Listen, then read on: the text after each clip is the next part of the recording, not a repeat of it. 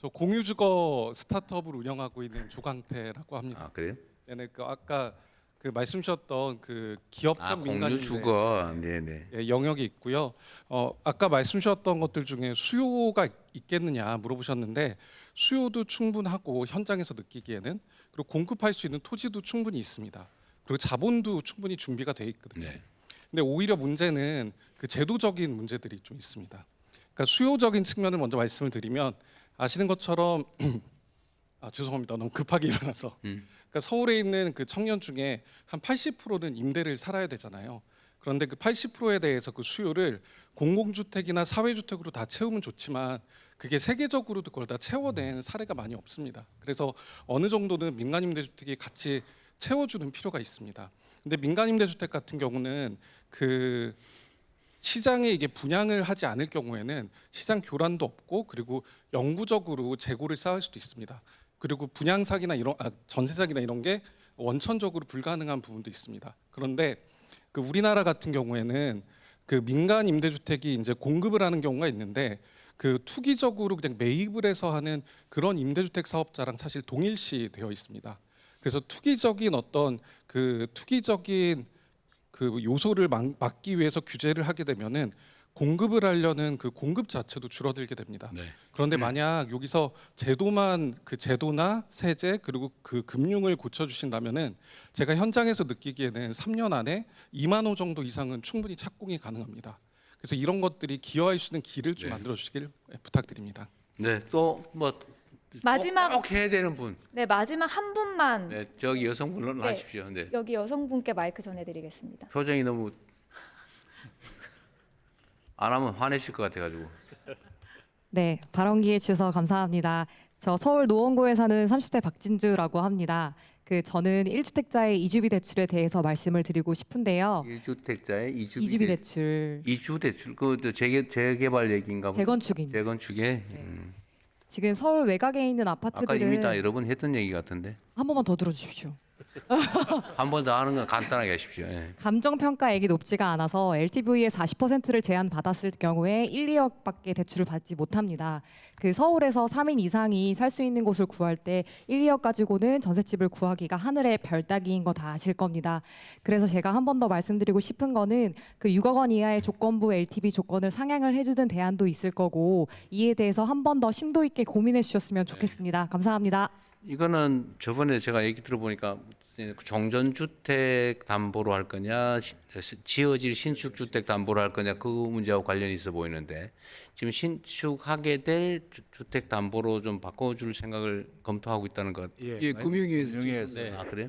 뭐 하여튼 말씀하신 대로 그런 부분을 이 마이크를 공급자 펴고 얘기해. 네, 마이크 켜고 네, 된 겁니다. 네. 예, 예. 근데 그 이주비 대출 부분에 있어서 실제적인 어떤 애로를 풀 수 있는 현실적인 방안이 뭐가 있는지 한번 네. 찾아보도록 어쨌든 그 하겠습니다. 방법을 포함해서 요거는 개선 방안을 고민을 하고 있는 것 같아요. 감사합니다. 네, 여기서 마무리하도록 하겠습니다. 네, 저 뒤에 안경 쓰신 남자분, 예. 마지막까지 최선을 다하고 계셔서. 안녕하십니까. 이거 청약 받기도 더 힘드네요. 예, 물론이죠. 예. 140대 1입니다. 네, 저희 한국공인중개사협회 하남시 지회장이면서 세계공인중개사 대표 김유준입니다. 저도 한 23년간 지금 개업공인자로서 고객들과 많은 접하면서 이제 얘기를 많이 나누고 있는데요. 오늘 말씀드리고 싶은 거는 많은 다양한 얘기가 나는데 가장 중요한 프레임인 것 같습니다. 다주택자 프레임, 1주택자의 고가 주택의 프레임인데 지금 아까 이제 말씀드린 것처럼 제가 항상 고민한 거는 청년들이 지금 이사 갈 데가 없습니다. 전세 갈 데도 없고 월세도 없습니다. 과밀억제권 같은 경우는 그러다 보니까 저희 아이 같은 경우 서울에 가니 싱크대 옆에 변기가 있는데도 1,060이라고 합니다.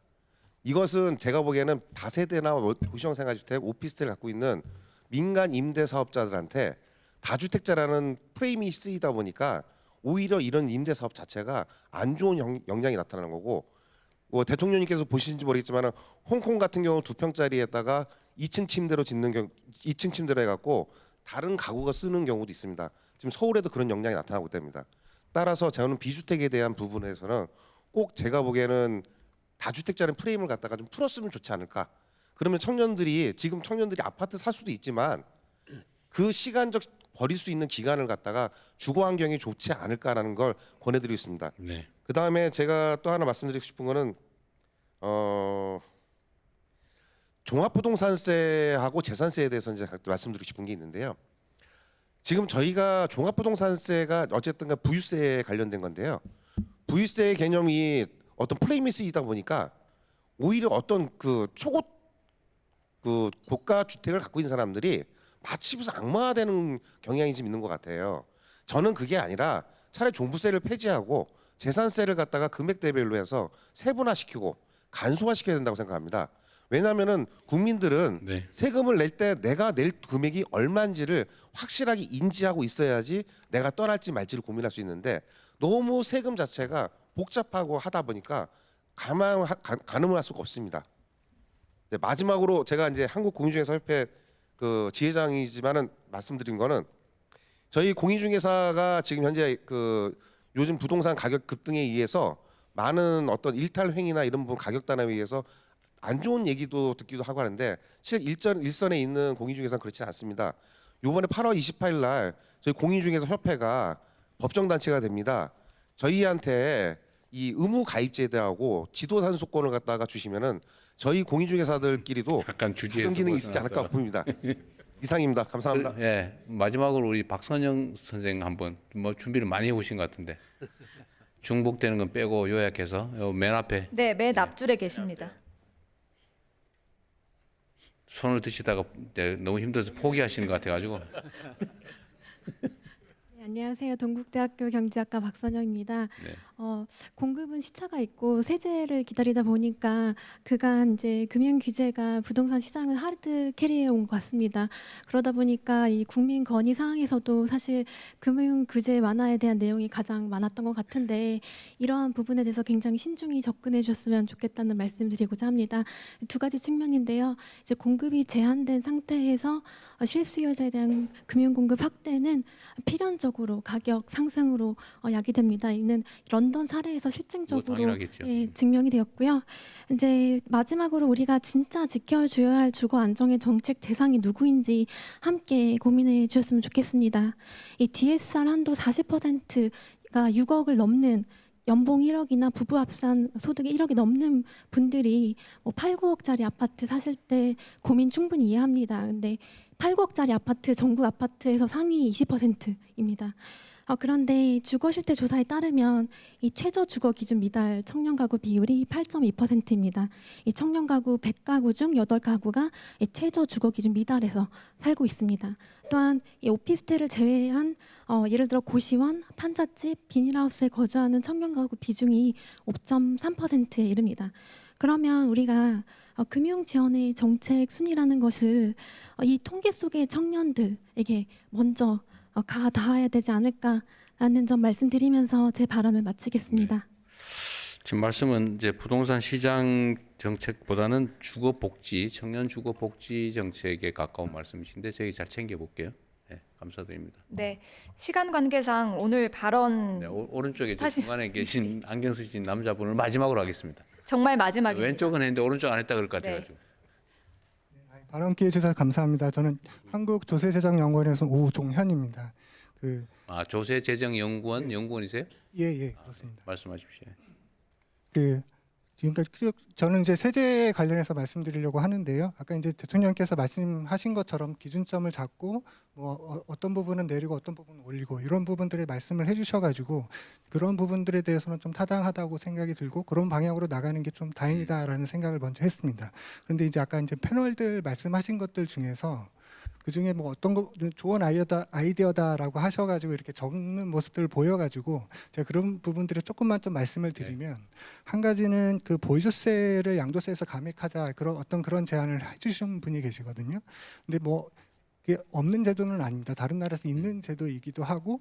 근데 필요 경비의 성격이 있기 때문에 그런 어느 정도 이제 이해가 되는 부분이 있는데 그렇게 하다 보면 좀 부작용이 있을 수 있는 게 가령 이제 혜택을 보는 사람들이 어쨌든 양도세에서 이게 감액을 한다라는 거는 양도 차익이 많은 사람들이거든요. 그리고 보유세를 감액한다는 얘기는 보유세가 많은 사람들이 혜택을 보는 거기 때문에 결국은 우리가 타겟팅하는 그런 사람들이 다 혜택을 보게 됩니다. 그래서 과세 형평성이 좀 안 좋아질 수 있겠다라는 생각을 하고요. 그 다음에 이제 그 1세대 1주택 비과세 양도세에서 그 12억 이하에서는 뭐 비과세 혜택을 받고 그 다음에 또 이제 뭐 그 이상에 대해서 뭐 조금씩 과세를 하는 건데 그걸 이제 횟수를 제한하자 아니면 금액을 제한하자 이렇게 했을 때 물론 이제 보통 저희가 생각하기에는 투기 목적을 좀 막는다라는 목적이 있겠지만 우리가 이게 이 제도를 둔 이유가 거주 이전의 자유를 보장하기 위해서 둔 제도거든요. 근데 어쨌든 대다수의 사람들은 거주 이전에 이 제도가 필요할 수가 있습니다. 그렇기 때문에 투기 목적으로 이거를 제한하다 보면 오히려 선량한 사람들이 좀 피해를 볼 수도 있겠다라는 부분이 있어서 약간 균형 있게 좀 접근을 해야 될 필요가 있겠다라는 생각이 들고요. 그다음에 마지막으로 좀 말씀을 드리고 싶은 거는 그 초고가 주택에 대해서 과세를 어떻게 해야 되느냐 지금 그 부분에 대해서 과세 형평성 차원에서 좀 그 수준을 높여야 된다 이렇게 말씀을 좀 하시면서 좀 근데 그거에 대해서는 일단 대안에 대해서는 그렇게 얘기는 많이 안 나오는 것 같습니다. 근데 그 초고가 1주택이나 뭐 거주형 주택에 대해서 과세를 강화하는 방안이 사실 거기에서 이제 형평성 문제가 제기되는 부분이 그 장기 보유에 대한 공제이거든요. 그 장기 보유에 대한 공제를 어떻게 가져가느냐가 좀 중요할 것 같고 제 생각에는 그 부분은 좀 한도를 줘서 주는 게 맞다. 만약에 이제 양도세 같은 경우에는 장기 보유 특별 공제가 있는데 거기에 이제 최대 이제 10년 이상 거주하게 되면 그 80%까지 이제 공제가 되는 거거든요. 그러니까 뭐 러프하게 계산을 해서 양도 차익이 50억 원이 났다라고 하면 40억 원은 과세를 안 하고 나머지 10억 원에 대해서만 이제 과세를 하는 겁니다. 그러다 보니까 과세 형평성에 이제 문제가 발생을 하는 것이고요. 그래서 거기에다가 한도를 주게 되면 그러면 그런 과세 형평성은 좀 이제 완화되지 않을까라는 생각을 하고 그다음에 이게 종부세에도 사실은 이 장기 보유에 대한 공제가 있습니다. 근데 거기에도 사실은 최대 이제 고령자 공제까지 합하면 80%까지 되는데 거기에도 이제 한도를 주게 되면 이거는 세액공제입니다. 세액공제인데 거기에다 한도를 주게 되면 어느 정도 그런 부분들을 좀 해소할 수 있지 않을까 그런 말씀을 드립니다.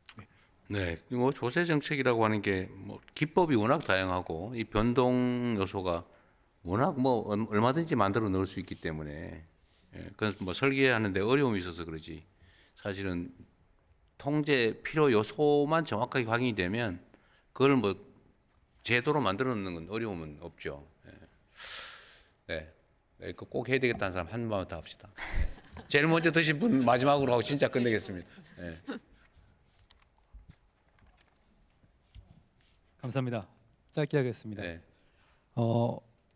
딸들이 집 때문에 힘들면 안 되겠다는 생각 때문에 고민을 많이 했었는데 저도 이렇게 부유하진 않아서 근데 그 고민 끝에 내온 정책 제안을 딸들이 몇 살인데요? 지금 고3이랑 중1입니다. 네. 인터넷에 올렸고 그래서 이제 뽑힌 29명 중에 한 명입니다. 되게 어렵지 않습니까? 부동산 정책이. 근데 그게 가만히 보니까 사람을 다 대상으로 하는 것 같습니다. 말씀하시는 투기 수요 억제, 실수요 장려는 되게 좋은데 다 투기 수요자, 실수요자 이렇게 표현이 되거든요. 근데 사실은 그게 제가 볼 땐 마음 같습니다. 집으로 돈 벌려는 마음이 뭐 투기 투자 수요, 집에 살고 싶은 마음이 실수요. 근데 그게 한 사람 마음속에 같이 있기도 합니다. 그리고 동시에 있기도 합니다. 그래서 이 정책 꼬리표를 사람한테 달면은 수만, 4천만, 5천만이 다 다른 상황인데 어렵겠다는 생각이 들어서 바꿔본 생각이 집에 꼬리표를 다는 정책입니다.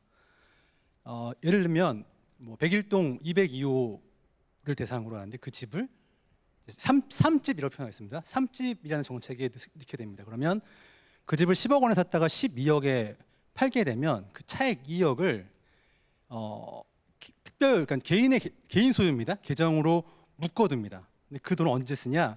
내가 다음에 더 좋은 집을 사거나 아이들이 커서 큰 집을 사거나 할 때 주택을 구입하기 위한 용도로만 쓰게 하는 그런 정책입니다. 사실 이렇게 되면은 그 집을 사서는 돈 벌 수가 없다라는 집값 상승이 돈 벌 수가 없다라는 논리가 쓰게 되고 그리고 이것이 사람이 아니기 때문에 더 면밀하게 핀셋으로 컨트롤할 수 있는 부분이 있습니다. 이게 사실 신규 주택을 지을 때 일부 비율을 그 3집으로 삼을 수도 있고 아니면 기존에 갖고 있는 분들이 자기 집을 3집으로 등록할 수도 있는데 그렇게 되면 사실 오늘 나왔던 많은 문제들 대통령님이 추구하시는 것들도 풀어갈 수 있는 부분들이 있어서 한번 그 아이디어는 이제 정책 제안에 올렸었고 네. 시간이 없으니까 한번 검토해 주시면 알겠습니다. 감사하겠습니다. 네, 그 말씀 주셨던 것처럼 부동산 토론회.kr 통해서 저희가 의견 받고 있습니다. 오늘 여기 계신 분들도 온라인으로 시청하고 계신 분들도 부동산 토론회.kr 들어가셔서 의견 나눠주시면 좋겠습니다. 오늘 여러분께서 나눠주신 소중한 목소리는 정부가 향후 부동산 정책을 추진해 나가는 과정에서 성실히 검토할 것을 약속드리겠습니다.